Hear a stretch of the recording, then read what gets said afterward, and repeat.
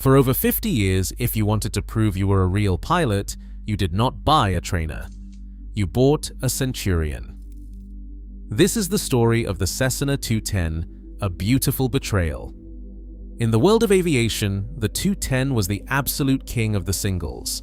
It was a high-speed masterpiece that promised to carry your family across the country faster than a twin. It was sleek, it was powerful, and it looked like $1 million on the ramp. But underneath that legendary status was a hidden technical nightmare that is now grounding the entire fleet. While owners fell in love with its cantilever wings and retractable gear, the metal was quietly keeping a secret that no one wanted to admit. Now that secret is leading to catastrophic outcomes that are shattering the dreams and the bank accounts of pilots everywhere. How did the most respected Cessna ever built become a structural liability? And is the masterpiece you trust with your life actually waiting to fail in mid-air? In the golden age of American aviation, Cessna's brochures didn't just sell airplanes, they sold a dream. The Centurion was the crown jewel, staring out from glossy ads with the confidence of a Wall Street banker. "Fly the business class," the headline boasted, as if stepping into a Cessna 210 would turn a dentist into a captain of industry. The 6-seat cabin, trimmed in faux leather and brushed aluminum, promised a taste of corporate privilege. Photographs showed men in tailored suits and women in pillbox hats sporting the Centurion on sunlit ramps, the aircraft's cantilever wing gleaming without a strut in sight. The price tag was a statement.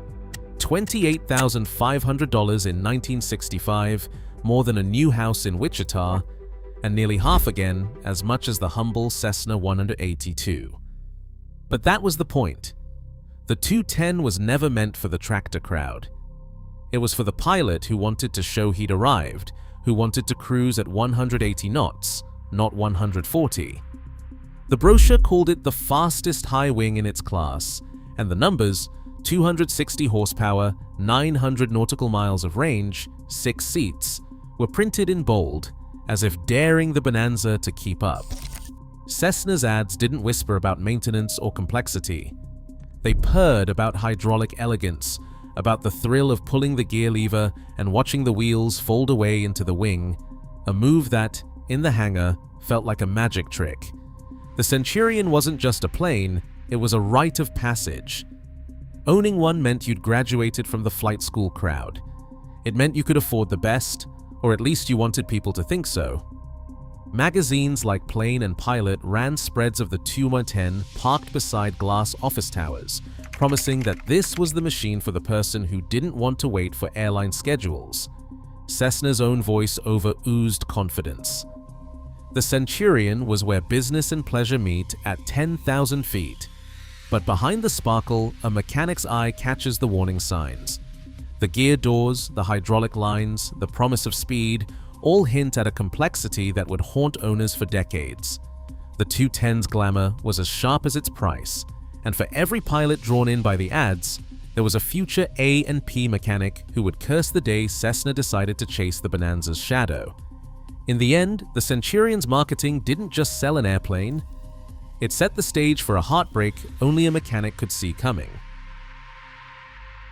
A Centurion owner in the late 1960s didn't just sign a bill of sale. He signed onto a new identity, one financed by ambition and a handshake at a wood-paneled dealer's desk.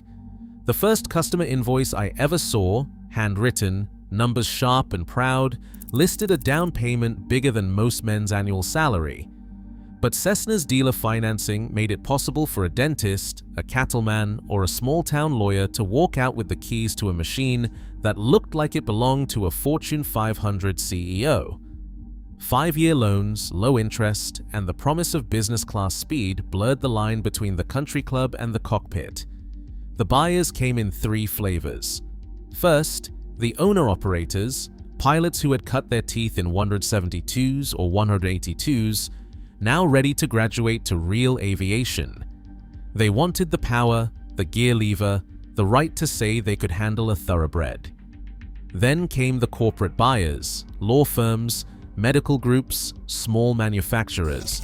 For them, a Centurion on the ramp was a rolling business card, proof they had arrived. The third group, flight instructors, and ambitious club members saw the 210 as a ticket to respect.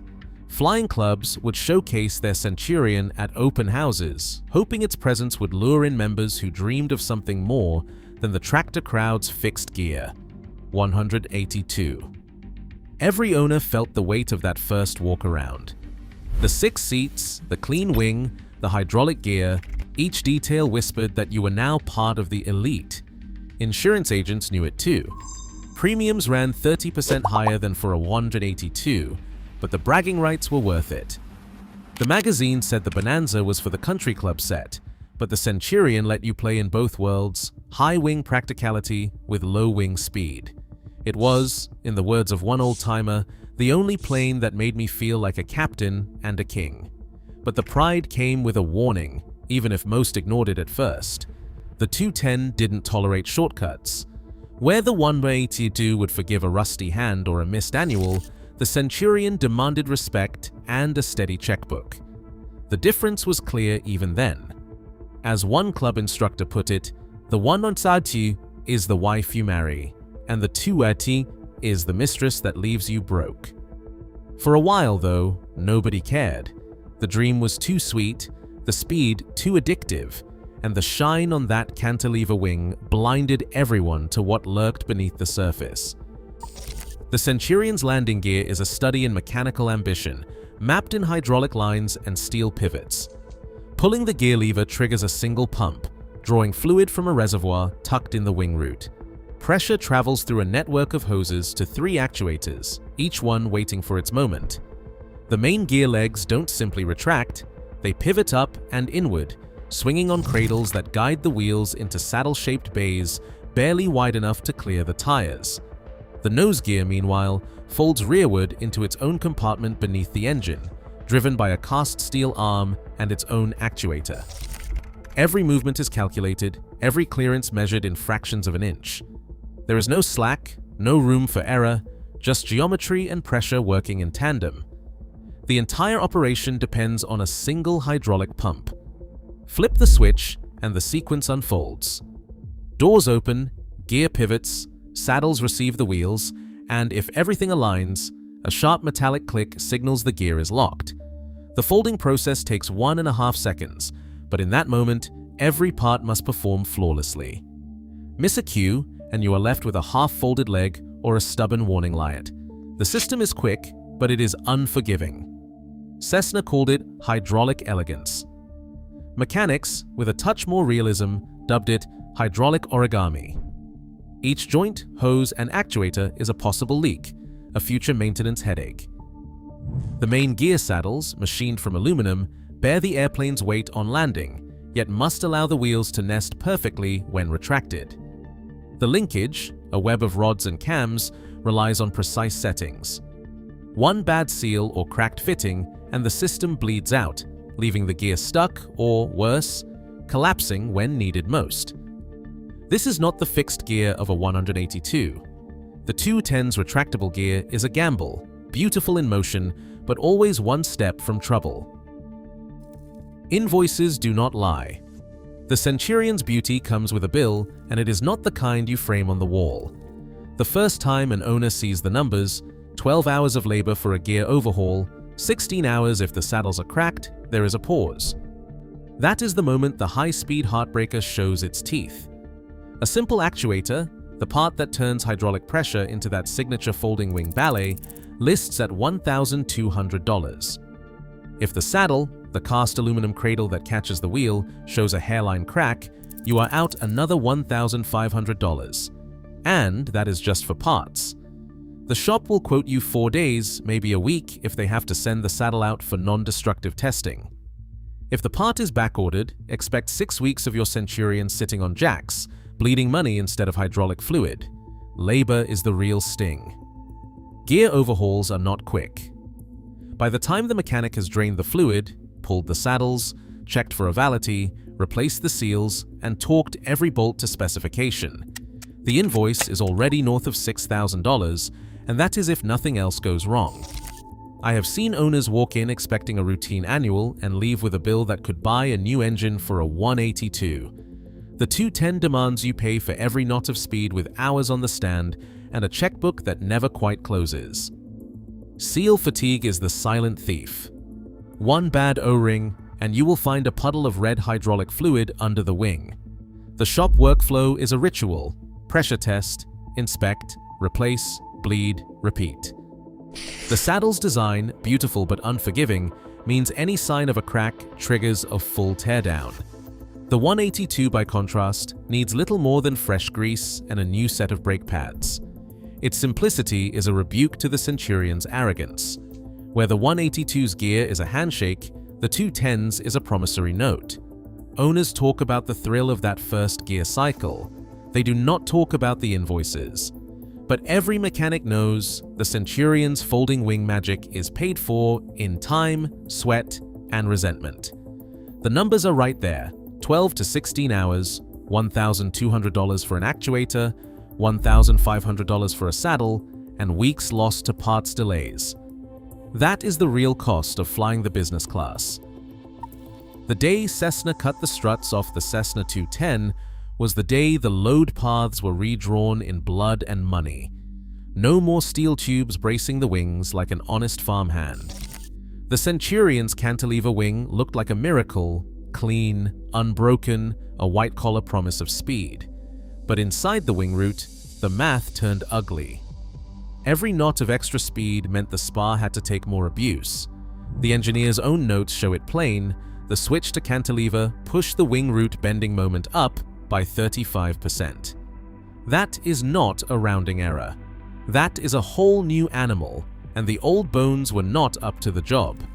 So they thickened the carry-through spar web from 0.075 inches to 0.090 inches, barely the width of a dime, but enough to buy a few more years before fatigue set in. Then came the doublers, slabs of reinforcement riveted to the spar at the fuselage join, meant to spread out the stress that used to vanish harmlessly into a strut. In theory, it worked. On paper, the numbers closed. But every mechanic knows what happens when you shuffle the load. The pain just finds a new hiding place. Now the entire lift force of the wing pours straight into the hidden spar, deep under the carpet and side panels, where corrosion and micro cracks can fester for years. The aerodynamic gain was real: 10, maybe 15 knots of cruise, a little less drag, a little more pride on the ramp. But the structural stress was the price nobody saw coming. The Centurion became a thoroughbred, sure, but it was running on legs that would always be one hard landing away from heartbreak. Centurions arrive in the shop carrying secrets, their most vital structure hidden beneath layers of carpet, seat rails, and trim. The carry-through spar, the backbone that holds the wings, does not announce its condition in logbooks or routine checks.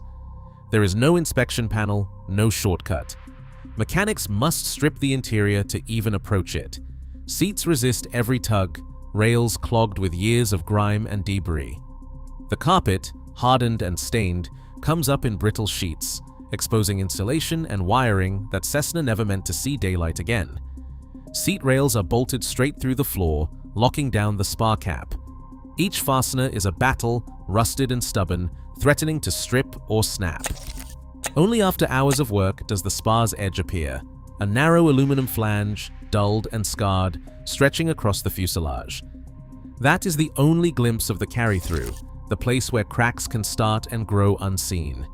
Even with everything removed, the most critical area, the lower spar cap, remains shielded behind tangled wiring and hydraulic lines. No mirror or scope reveals the full story. Inspection means tearing down the interior every time, hoping to catch the first hint of fatigue before disaster. By contrast, the 182's spar sits exposed, easy to check. The 210's heart is a fortress, its flaws hidden until they become a threat. Owners inherit that anxiety, the knowledge that the most important part of their airplane is buried out of sight, waiting for someone willing to dig deep enough to find what others would rather leave alone. The day the FAA put its stamp on the Centurion's secret cancer, the dream ended in black and white. May 2019, Embry-Riddle's T210M, a workhorse for survey flights, suffered a catastrophic carry-through spar failure mid-mission. The lower cap, hidden for years beneath carpet and insulation, gave way with no warning. That was the trigger. The Airworthiness Directive, released in early 2020, did not mince words. Before further flight, inspect the carry-through spar using visual and eddy current methods. If any crack is found, replace the spar before returning to service. The language was clinical, but the message was clear. The Centurion's backbone had a finite life, and every hour flown since the 60s was now a liability. The Airworthiness Directive mandated recurring inspections every 36 calendar months or 1,500 hours, whichever came first. It required removal of interior panels, full exposure of the spar's lower cap, and a signed inspection report submitted to the FAA. If corrosion or a crack was found, the only remedy was a factory new spar, a part that cost more than many Cessna 210s were worth. The coroner's voice reads the clause: "Do not operate this airplane until corrective action is complete." That's not a suggestion. That's a grounding order, written by bureaucrats but enforced by physics. Owners who once bragged about cruise speeds now traded horror stories about inspection bills and the waiting list for replacement spars. The high-speed heartbreaker had been outed. The FAA directive turned a design flaw into an institutional fact. No more hiding, no more denial. The Centurion's beauty was now officially a risk, and every logbook carried the stain. The truth of the Centurion's betrayal does not come in a dramatic wing snap or a fiery end. It arrives under fluorescent lights, on a shop floor that smells of solvent and old carpet. The cabin is stripped bare, every seat, rail, and panel pulled, until the carry-through spar lies exposed like a bone on a coroner's table. This is where the forensic work begins. Non-destructive testing, NDT, the mechanic's lie detector, takes over. First, the red dye penetrant is brushed across the aluminum flange, and it seeps into flaws invisible to the naked eye. The dye is wiped away, a developer is dusted on, and then the waiting starts. Under ultraviolet light, a hairline crack blooms, thin as a pencil mark, running along the lower spar cap where the flange meets the web. It is the kind of flaw that can live for years in silence, growing with every landing, every bump of turbulence. There is no arguing with the evidence. The eddy current probe, more sensitive than any dye, confirms the verdict. The signal jumps, a spike on the meter, cold and clinical. The crack is not just surface deep, it burrows into the metal, a sign that the spar's days are numbered.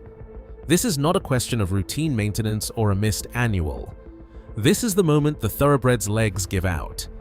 The coroner's voice cuts through the shop noise. "It is done. This spar is finished."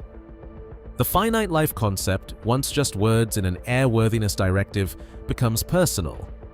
The airplane that promised speed and status is now grounded by a flaw smaller than a fingernail. For the owner, there is no negotiation, no patch or workaround. The only prescription is a new spar, if you can find one. The 210's beauty, once its greatest asset, now feels like a cruel joke. The folding wing, the hydraulic origami, the high-speed heartbreaker, all undone by a crack you cannot see until it is too late. Even now, mechanics peel back the carpet and find the secret cancer spreading, corrosion gnawing at the spar, old glamour hiding new risk. Owners still pay for the Centurion's arrogance in blood, sweat, and invoices. The 182 sits boring, unbroken, while the 210's promise folds into hydraulic origami. This is the price of chasing a high-speed heartbreaker. Tell me, would you still buy the mistress, knowing she might leave you grounded?